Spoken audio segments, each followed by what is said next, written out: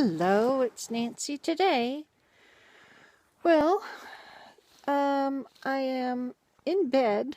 I made it up to our bedroom. Yay! It wasn't too hard.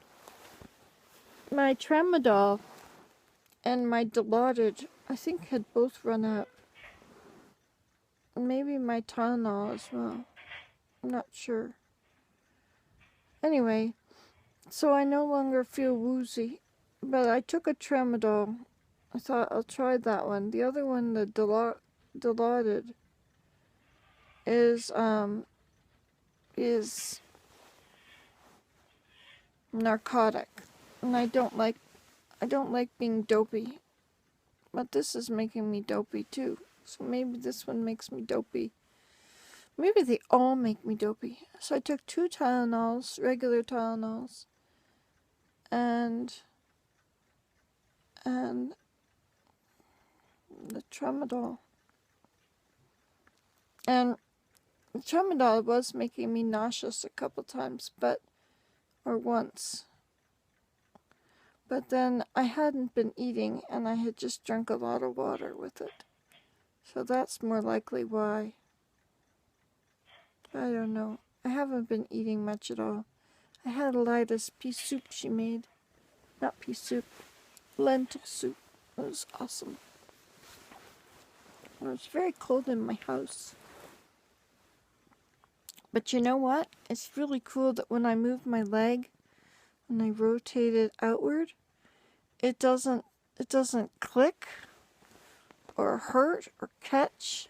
It's really cool. So not all of my pain was just muscles. Well, we all knew that, right? Anyway, that's pretty cool. So I don't have to do anything with my bandage for 4 weeks. No, wait, for 6 days. Sorry. For 4 days, and then I change it and I put a new one on each day for 3 days. And then I leave one off after that at 9 days. So that's just as well, because I can't imagine having to twist around to get to it. Doesn't sound like a lot of fun. And they're gonna send me home care. Yay! Home care for the PT, I think. I hope so. So, for those of you who don't know, I will give you my little background. So I had a new hip put in, total hip replacement surgery, and I was able to get in pretty quickly because I had a doctor that was new to the area, which is awesome because sometimes the wait lines are pretty long. But I waited a month, I think. And I also did it before I was 65. I'm only 61. Only 61. Anyway, so I didn't have to deal with recuperating when I'm really old. Well, 65 is not really old, I guess, if I'm 61 now. Right? 88 is really old. But not to an 88-year-old. It's funny how these things change as you get closer. But it was really interesting in the hospital how young everybody was. Everybody in there was so young.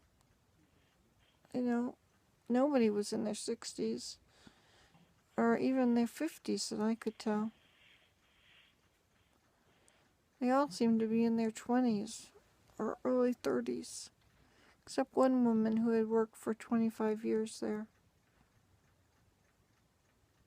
I don't remember much about exactly what I asked her. Anyway, so she was working for a while, so she must have been 45. She might have been 50. I don't know. My doctor wasn't very old either. He was 37 or something. Pretty cool. Okay, so I had no trouble walking to the house. I was quite surprised. It was not troublesome at all. I used my two-wheeled cane, no, my two-wheeled walker,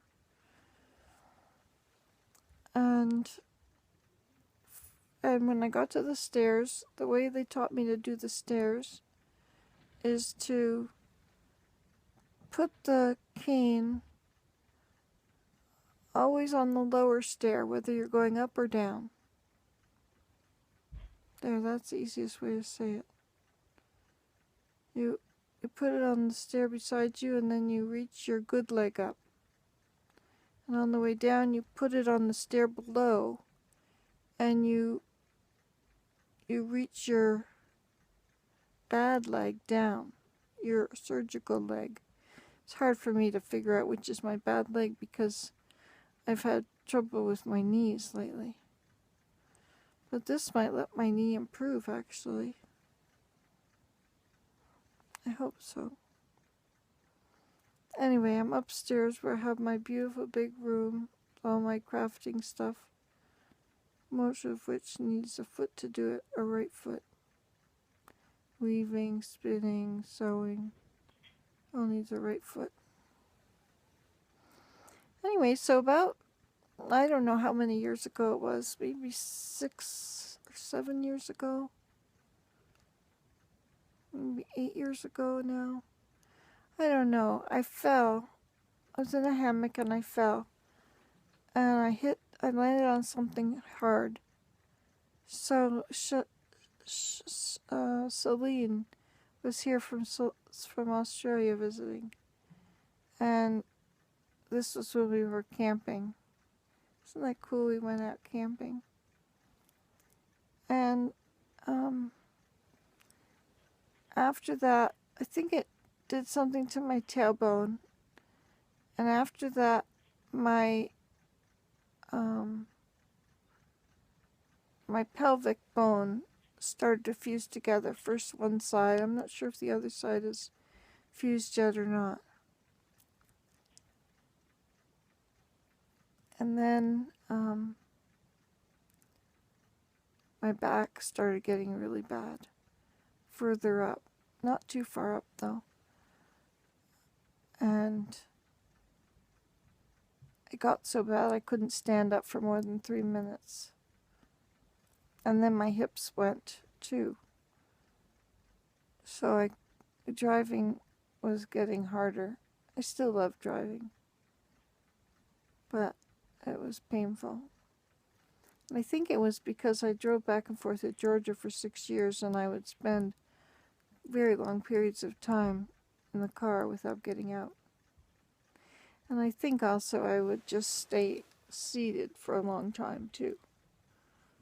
I think I just settled in for the winter. My mom wanted me to stay sitting down with her. But it was really bad for me to sit down. So I tried to get out and do stuff, but, I had to wait until it was the right time before I broached the subject. Anyway, so my mom died. And so now I don't have to drive to Georgia anymore. And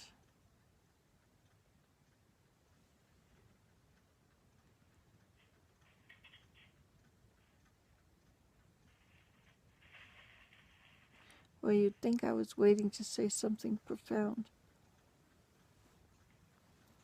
But I'm not. I was glad to help my mom. I felt it was a real blessing that I got to give back some of the little bit of what she had. No, I got to give back a little bit of the enormousness of the things she did for me over her lifetime. She was always doing something amazing for me. And then, anyway, now, here I am with a new hip. And I was able to climb the stairs. One leg is longer than the other. So I'll just have to be careful with that. We'll see how it goes. But I'll make arrangements for the other leg to be done in think they can do it in 3 months or something.